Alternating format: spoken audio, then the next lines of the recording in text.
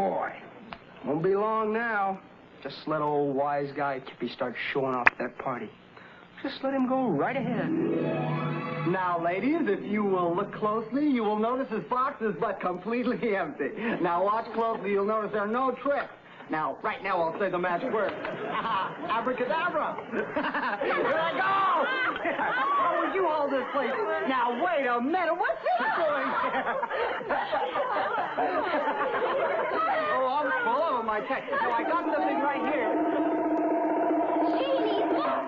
It's Bud! Why, Bud, I didn't know you could play.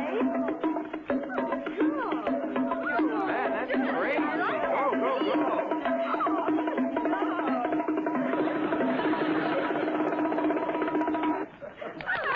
Bud, you're marvelous. You're wonderful. Oh, I love you.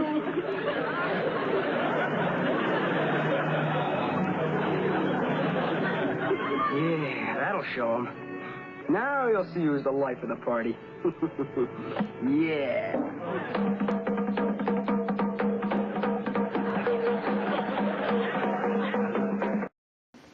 Welcome to Jodie in Malibu. Today I have a guest that everybody knows, Billy Gray, and we know him from Father Knows Best. Welcome. Thank you, Jodie. I'm so happy that you came on. Yeah, nice being here. I never missed a show. I never missed Bud Anderson. Another misspent youth, huh? Yes. It looks like you brought us some photos. I'd like to have you discuss the first one, which I think is Father Knows Best.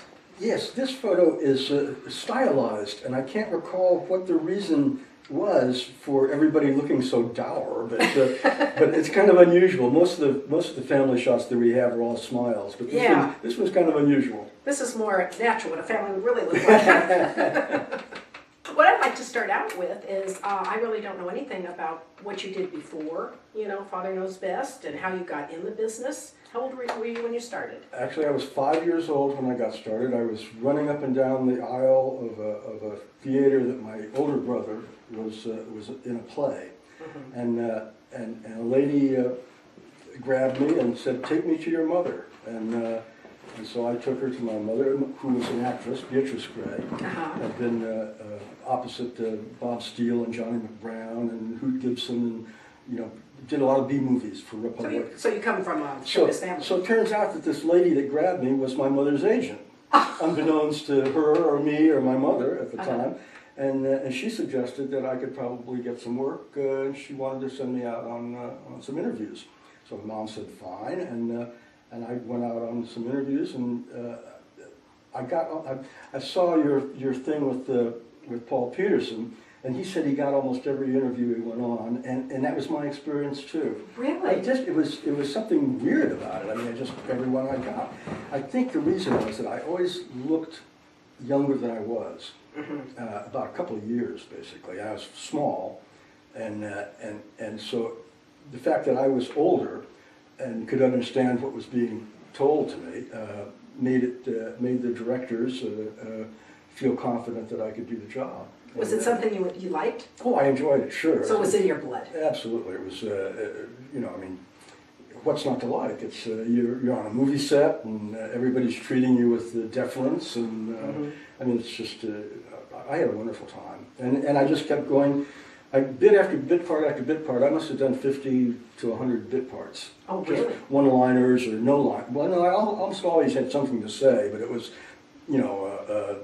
come and get it, or something, or hey mom, small parts, and eventually they got bigger and bigger, and when I was about probably 10 or so, I started getting some decent parts.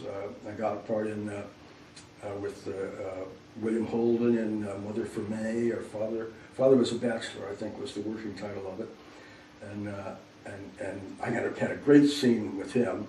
And then I got another part after that was even bigger and bigger parts. And I think when I was about in 1951, I got cast in The Day the Earth Stood Still. So tell us about that. It was just another interview. I didn't realize it was going to become a classic, but it turned out to be a very important movie, fortunately. I mean, Well, yes. and the message is even more appropriate and current and necessary today, because it was talking about being careful with nuclear things. I think it was either just prior or just after the Soviet Union had exploded their bomb. So when they went to do the movie, the producer wanted to clear it by the Army and get their help, and the Army said, no, we're not interested, and so he went to the National Guard, and the National Guard said sure, and so they provided the tanks and jeeps and stuff that's in the movie, and it was another part of that movie that was interesting too was the Sam Jaffe, who played the kind of Professor Barnhart. He was like the Einstein kind of character. And he had apparently gone to a meeting or had a friend or something. He was blacklisted. Oh, you're kidding. And so the casting people came back and said, no, we can't use Sam Jaffe because he's on the blacklist. And this is 1951, House Un-American Activities and all that ugliness. And so, who was it, the head of 20th, Zanuck, Gerald Zanuck stepped up. And he said, screw you, we're using him, and hump it, lump it, whatever. So we got the benefit of Sam Jaffe, who couldn't have been more perfect for that role, obviously. Wow. And it's become a classic. You have another one, which I think is from The Day the Earth Stood Still. Yes, The Day the Earth Stood Still was, and this is where Michael Rennie and I are watching the spaceship, and there's right on the right hand side of this, out of camera range here, is a fellow with a microphone who's going to come and ask Michael Rennie what he thinks about it, and then when he gets carried away, he says he takes the microphone away and says thank you very much. I see. You set up the clip that you're in for The Day the Earth Stood Still. I believe this one is where I have told my mother that I saw the monster move, and that our boarder, Michael Rennie, was in contact with him. And she tries to convince me that I was hallucinating or dreaming or something. And I think my line was, "I wouldn't call you a liar." And I think that's my favorite scene in the movie. Okay. Come in for a minute. Bobby, what are you doing up at this hour? I couldn't sleep, Mom. I had to tell you. Tell me what? Well, after you left, I followed Mr. Carpenter. And where do you think he went? Right into the spaceship. Now, Bobby, wait a minute. Honest, Mom, I saw him. It opened up and he walked right in. And that big iron fellow was walking around, too. Bobby, you've been dreaming again. No, I haven't, Mom. Honest, I promise you, I saw him. Where'd you see all this, Bobby? On the lawn, down at the mall. In that place with the soldiers out in front. Where were the soldiers all this time? Well, that big iron guy grabbed him and knocked him out. I like Mr. Carpenter, Mom. I'm kind of scared. Oh, don't be frightened, darling. It was only a bad dream. Here, we'll prove it to you. Tom, will you ask Mr. Carpenter to come down for a minute? Sure. He's in the room next to mine. Okay. Now, think back hard. You didn't follow Mr. Carpenter at all, did you? You haven't even been out of the house. Yes, I have. Now, you didn't really see a spaceship, but you thought you did.